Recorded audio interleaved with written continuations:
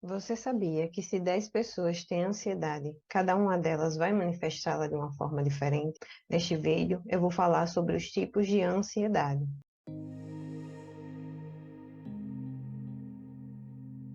A ansiedade, ela pode se manifestar através de diversos sintomas. Ela é uma reação natural do nosso corpo, onde ela se manifesta para que haja algum tipo de reação protetiva. Essas reações, elas podem ser tanto físicas como emocionais, onde as reações elas estão ligadas entre lutar, correr ou fugir para prevenir possíveis perigos. Na ansiedade há sempre uma preocupação constante com o que pode acontecer ou se repetir. E essa preocupação é o que gera os sintomas na ansiedade. Mesmo que racionalmente a pessoa entenda que aquilo não vai acontecer ou se repetir, ela manifesta as reações do corpo como uma espécie de prevenção. Prevenção que ocasiona na ansiedade. Como são esses momentos de ansiedade? São momentos em que nosso corpo ele identifica algum tipo de ameaça e através dessa identificação ele gera reações para que haja algum tipo de prevenção a esses possíveis perigos. Quando a ansiedade ela vai ser considerada um transtorno, quando ela atrapalha o nosso dia a dia, atrapalha as nossas relações, o nosso trabalho, as atividades cotidianas, quando ela começa a atrapalhar o nosso sono, atrapalha também a nossa alimentação, muda também a nossa questão da nossa saúde física.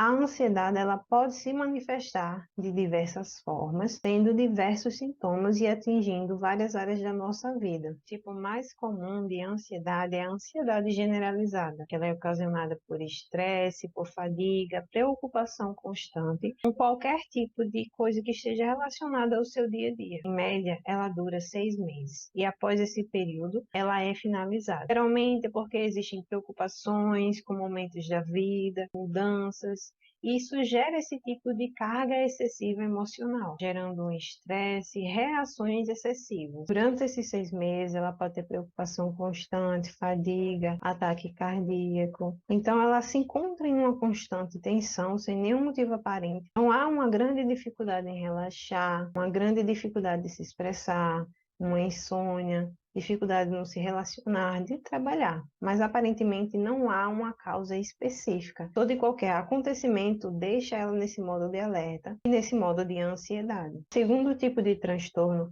seria o transtorno de ansiedade de separação. Ele é muito comum em crianças, geralmente quando há uma separação dos pais, quando a criança muda de babá, há uma certa distância de um objeto específico ou pessoa, faz com que essa criança ela tenha, de repente, sintomas de depressão, de ansiedade, onde ela se encontra inquieta, com alta necessidade de estar perto da pessoa ou objeto. Também pode se manifestar em adultos na questão do relacionamento amoroso, onde há esse apego com a pessoa a qual a pessoa se relaciona. Então, após um término de namoro, uma separação no casamento, aquela pessoa começa a ter crises de ansiedade, começa a ter insônia, a não conseguir se concentrar, um grande medo da solidão, um medo de não conseguir voltar a ter uma aproximação com aquela pessoa. Cria uma tensão, uma ansiedade, pode gerar pânico. Geralmente vai ter esse estado de alerta e essa inquietação em relação à pessoa ou objeto. E entre os sintomas, a pessoa se torna uma pessoa apática, ela cria medos irracionais. Então, quando ela está distante desse objeto ou pessoa, ela começa a limitar suas atividades, o seu convívio social. Então, ela é causada por algo externo. É uma ansiedade relacionada a outra pessoa ou objeto. Outro tipo de ansiedade seria o mutismo. O mutismo seria a dificuldade de conversar e se relacionar com as pessoas. Então, uma pessoa que quando está em grupo, ela está em silêncio, ela não interage. Por esses motivos, ela evita interações com outras pessoas, seja em grupo ou individualmente. Ela é muito comum em crianças que elas não interagem tanto. Por algum motivo, elas ficam em silêncio, são mais observadoras. Mas em adulto também pode acontecer em pessoas que podem ser consideradas tímidas, onde elas prezam mais o silêncio, diminuem a comunicação e são mais observadoras.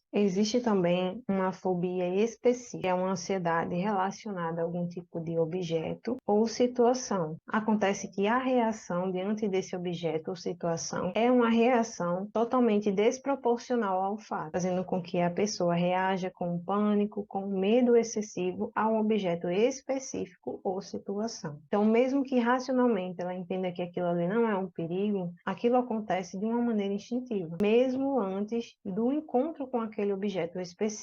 Muito comum em pessoas que têm medo de barata, que só de pensar em barata elas já sentem pânico, pessoas que têm medo de avião. Por esse motivo, elas até evitam andar de avião. A ansiedade específica, ela pode ocasionar até a evitação do acontecimento, por achar que por algum motivo aquele acontecimento, ele gera algum tipo de perigo, há uma reação. Essa reação pode acontecer na presença do objeto ou na antecipação ou na evitação daquele objeto. A ansiedade social, também conhecida como fobia social, é um medo relacionado a rosto, onde nós identificamos algum tipo de expressão que expressa algum tipo de sentimento. Neste caso, é relacionado ao medo do julgamento, o medo de ser criticado. Nessa ansiedade, a pessoa ela tem medo de ser observada por outra pessoa e essa observação gerar algum tipo de julgamento ou pensamento ou crítica negativa, onde ela tem esse medo de ser atacada, esse medo de ser julgada. Também pode ser confundido com timidez, com vergonha, onde aquela pessoa ela se torna uma pessoa mais retraída, ela evita estar em lugares mais lotados, onde ela prioriza e dá muito valor à opinião de outras pessoas. Não apenas no medo de falar em público, no medo de ser julgada. Ela evita também agir quando ela está sendo observada até nas atividades cotidianas. Transtorno de pânico, onde há um ataque súbito de repente. Muitas vezes não se sabe identificar as causas de uma crise de pânico. Ela pode ocorrer quando você está dormindo, pode ocorrer quando você chega a um local. Ela não tem um certo gatilho que possa ser identificado. A síndrome do pânico ela é identificada quando ocorrem ataques súbitos e sem nenhuma explicação aparente, onde eles vão de um pico muito alto, que duram em média de 15 a 30 minutos, e terminam também de uma forma muito rápida. Desce muito rápido desse pico alto para o pico baixo, onde há um grande desespero, uma sensação de que vai morrer, um medo de perder o controle. Então, essas reações elas são muito intensas e surgem de uma maneira repentina, fazendo com que a pessoa acredite muitas vezes que realmente ela vai morrer. Na síndrome do pânico é muito difícil identificar o causador daquela crise, pois ela pode ocorrer em todo e qualquer momento e acontece de uma maneira muito rápida e termina de uma maneira muito rápida. A agorafobia é um medo relacionado a locais onde não se pode encontrar uma maneira fácil de sair ou de reagir diante de alguma dificuldade. Então isso faz com que a pessoa evite certos locais que ela acredita que são perigosos, são instáveis, onde ela não encontra alguma maneira de se evadir daquele local. Então, ela sempre frequenta esse local com uma outra pessoa, e muitas vezes ela evita frequentar esse local, porque ela não vê uma maneira de escapar. Caso aconteça algum tipo de desastre, vai evitar esses locais onde ela não pode escapar e vai sentir uma grande tensão só de pensar em ir lá. E muitas vezes ela vai evitar ou só ir acompanhada. No transtorno de ansiedade por substâncias acontece uma grande ansiedade sempre após o consumo de algum tipo de substância ilícita, ou no consumo de café, ou alguma substância que dá algum tipo de alteração no corpo. Qualquer tipo de droga ilícita, ela tem, após esse consumo, uma sensação de ansiedade, uma perda de ar, ataque cardíaco, um medo constante de que algo negativo possa acontecer. Então, esses sintomas, eles podem surgir momentos após o consumo e também persistir durante semanas após o consumo. Então, ela sempre vai ser ocasionada quando se há algum tipo de substância que foi ingerida no corpo e essa injeção da substância gerou essa reação, esse medo constante de que algo negativo possa acontecer. Existe também o transtorno de ansiedade devido a alguma condição médica, onde há algum tipo de prejuízo físico e após esse prejuízo físico há algum tipo de ansiedade devido ao comprometimento desse membro, que pode ter sido uma perda de um braço, um comprometimento no andar. Essa condição ela gera algum tipo de ansiedade, seja pela preocupação de não poder mais mover, de não ter mais esse membro, a preocupação com a vida que pode ter. O estresse pós-traumático, ele acontece devido à hipersensibilização da nossa parte consciente, onde é comprometido a nossa capacidade cognitiva de reagir diante de algum tipo de acontecimento traumático. Esse acontecimento pode ter sido algo de forte impacto emocional ou algo que foi repetido por diversas vezes, gerando algum aprendizado de que aquele aquele acontecimento é algo negativo. Ela é muito comum em soldados que vêm após a guerra, quando, por exemplo, eles escutam um avião e após ouvir esse avião, eles tomam as mesmas reações que tinham no momento da guerra. Então não há um pensamento racional, há apenas uma reação instintiva